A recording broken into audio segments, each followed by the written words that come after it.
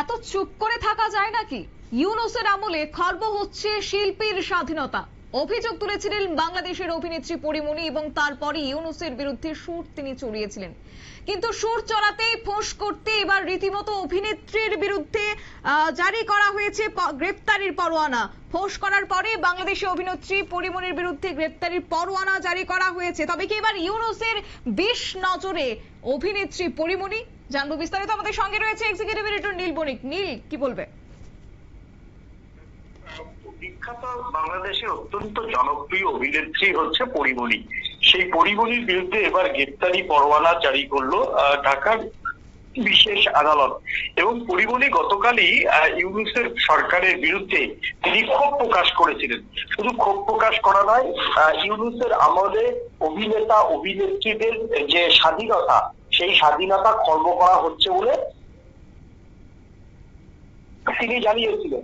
এবং শুধু তাই নয়, পরিমণির যেটা মূলত অভিযোগ ছিল যে তোমার হচ্ছে ইউনূস সরকারের আমলে উগ্র যারা ধর্মের মতবাদের মানুষ, তারা এই সময়তে বাংলাদেশ জুড়ে নতুন একটা চক্রান্ত বা নতুন একটা তোমার হচ্ছে অপরিস্থিতিকর পরিস্থিতি তৈরি করছে। যেই পরিস্থিতিতে পড়ে সাধারণ যারা অভিনেতা অভিনেত্রীরা আছেন, যাদের প্যাশন হচ্ছে অভিনয় করা, যাদের প্যাশন হচ্ছে শিল্প নিয়ে কাজ করা, তারা আজকে কোণঠাসা।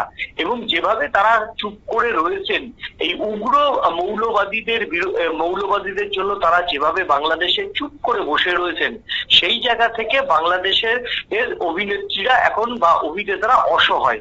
কেন হয়েছিল? সম্ভবত নবাবগঞ্জের একটি বিপণনী সংস্থার উদ্বোধনে যাওয়ার কথা ছিল পরিমণি। সেইখানে গতকাল তার সেই স্টোরটি উদ্বোধন করার কথা ছিল, কিন্তু তার আগের দিন থেকেই সেখানে উগ্র মৌলবাদীদের বেশ কয়েকটি গ্রুপ তারা আন্দোলনে নামতে শুরু করে এবং পরিমণিকে দিয়ে এই তোমার হচ্ছে বিপণী উদ্বোধন করানো যাবে না বলে তারা বিভিন্নভাবে আন্দোলন সংগঠিত করতে থাকে। অভিযোগ ওঠে সেই বিপণী সেন্টারের মালিককে গিয়েও কিন্তু তারা ধমক দেয়। তারা যেটা বলে যে পরিমণি একজন মহিলাকে দিয়ে বিপণনীর এইভাবে উদ্বোধন করানোটা হচ্ছে ইসলাম বিরোধী, এবং এইভাবে হিজাব না পরে, এইভাবে বোরখা না পরে মহিলারা আসতে পারবে না। মূলত এই দাবি তোলে ওই বিপণনী সেন্টারের মালিকের কাছে। তারপরেই তারা জানায় যে পরিমণি কেন কোনো অভিনেত্রীকে দিয়েই এই ধরনের বিপণনী সেন্টার কিন্তু উদ্বোধন করানো যাবে না। যদি তারা উদ্বোধন করে তারপরে তাহলে তারা তাদের মতো ব্যবস্থা নেবে, অর্থাৎ হয়তো দোকানের উপর হামলা করবে, দোকানে অগ্নিসংযোগ দেবে, এইরকম একটা হুঙ্কার তোলা হয়। সাধারণত ভয় পেয়ে ওই ব্যবসায়ী বিপণনী যে মালিক, তিনি গতকালের যে অনুষ্ঠান, সেই অনুষ্ঠান তড়িঘড়ি ক্যান্সেল করেন।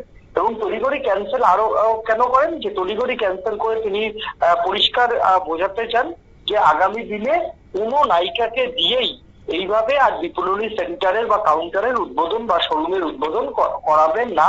তিনি সেটা এই উগ্র যারা মৌলবাদী, সেই উগ্র মৌলবাদীদের কাছে তিনি আত্মসমর্পণ করেন।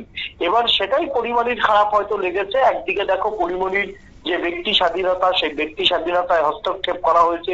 দুই, সত্যিই যদি বাংলাদেশের শিল্পীদের স্বাধীনতা না থাকে, তাহলে আগামী দিনে এই পরিমণি, জায়াসান, এদের মতো যারা শিল্পী, তাদের কিন্তু রুটি রুজিতে টান পড়বে। এটা তারা বুঝতে পারছেন। তার জন্য গতকাল পর্যন্ত যে পরিমণিরা চুপ করেছিলেন, সময়ের জন্য অপেক্ষা করছিলেন, সেই পরিমণি কিন্তু আজকে ফোঁস করলেন। কারণ তার স্বার্থে কিন্তু এবার সরাসরি আঘাত এনেছে এই মৌলবাদীরা। তারপরে পরিমণি এই যে তিনি যেমন বলেছেন যে এভাবে কি চুপ করে থাকা যায় নাকি, ইউনূস সরকারের বিরুদ্ধে বড় বড় করে সুর, তারপরে কিন্তু পরিমণির বিরুদ্ধে আশ্চর্যজনক ভাবে আদালতে গ্রেপ্তারি পরোয়ানা জারি হয়ে গেল।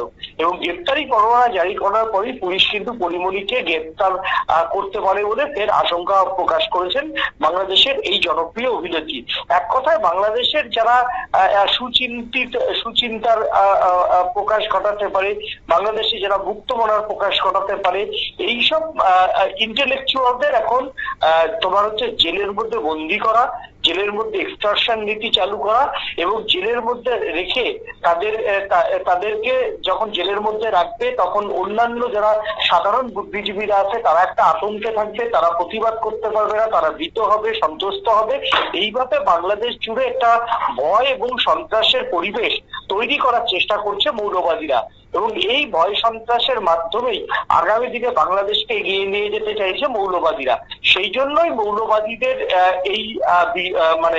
এই দাবি এবং মৌলবাদীদের এই দাবিতে কার্যত চাপাই নবাবগঞ্জ সম্ভবত জায়গাটা, সেখানকার যারা ওই বিপণনী সেন্টার কাউন্টার সেন্টারের যিনি মালিক তিনি কার্যত আত্মসমর্পণ করেছেন এবং আত্মসমর্পণ করার পরে কিন্তু বাংলাদেশের অনেক শিল্পী বিষয়টাকে ভালো চোখে দেখেনি। কারণ আজকে পরিমণিকে সেন্টারের উদ্বোধন করতে বাধা দেওয়া হয়েছে, আগামী দিনে অন্য কাউকে দেওয়া হবে, সেটা কিন্তু তারা বিলক্ষণ বুঝতে পারছেন এবং এই বিলক্ষণ বোঝার থেকেই পরিমণি ফোর্স করে উঠলেন। শুধু ফোর্স করে ওঠা নয়, পরিমণি যেভাবে তিনি ইউনূসের উপর সরাসরি একেবারে ইউনূস সরকারের ভূমিকা নিয়ে তিনি প্রশ্ন তুলেছেন, তার 24 ঘন্টা না কাটতেই পরিমণির বিরুদ্ধে এই গ্রেফতারি পরোয়ানা জারি। এবং যতদূর সূত্রের খবর, পরিমণি গ্রেফতারি পরোয়ানা জারি হওয়ার পর তিনি তার আইনজ্ঞদের সঙ্গে ইতিমধ্যেই পরামর্শ করতে শুরু করেছেন। আইনজ্ঞদের সঙ্গে পরামর্শ করে তিনি এই কয়েকদিনের মধ্যেই লিগাল নোটিশ ধরাবেন বা তিনি আদালতে আত্মসমর্পণ করবেন। তবে পরিমণি কিন্তু এখন নতুন করে ইউনূসের চক্রান্তের শিকার হয়ে গ্রেপ্তারের আশঙ্কা প্রকাশ করছেন। একেবারেই পরিমণি কিন্তু গ্রেপ্তারের আশঙ্কা প্রকাশ করছেন এবং আগামী দিনে তিনি যে গ্রেপ্তার হতে পারেন সেই আশঙ্কা প্রকাশ করে তিনি তার যে ঘনিষ্ঠ মহল রয়েছে তিনি সেই ঘনিষ্ঠ মহলে তিনি জানিয়েছেন যে কোনো মুহূর্তে আমি গ্রেপ্তার হতে পারি। এটাই মূলত পরিমণি জানিয়েছেন। ধন্যবাদ নীল। অর্থাৎ ইতিমধ্যেই অভিনেত্রীর আইনজীবী তিনি কথা বলেছেন এবং তিনি জানিয়েছেন যে আদালতে পরিমণি সময় চাইবেন। তবে দেখা যাক কি হয়, কেননা ইতিমধ্যেই অনেকেই বলতে শুরু করেছেন যে নতুন সরকারের বিরুদ্ধে মুখ খোলার কারণেই নাকি পরিমণির বিরুদ্ধে এবার গ্রেফতারি পরোয়ানা জারি করা হয়েছে, জানিয়ে রীতিমতো একটা নতুন করে শোরগোল সৃষ্টি হচ্ছে। নিয়ে নিচ্ছে ছোট্ট একটি বিজ্ঞাপন বিরতির সঙ্গে থাকুন।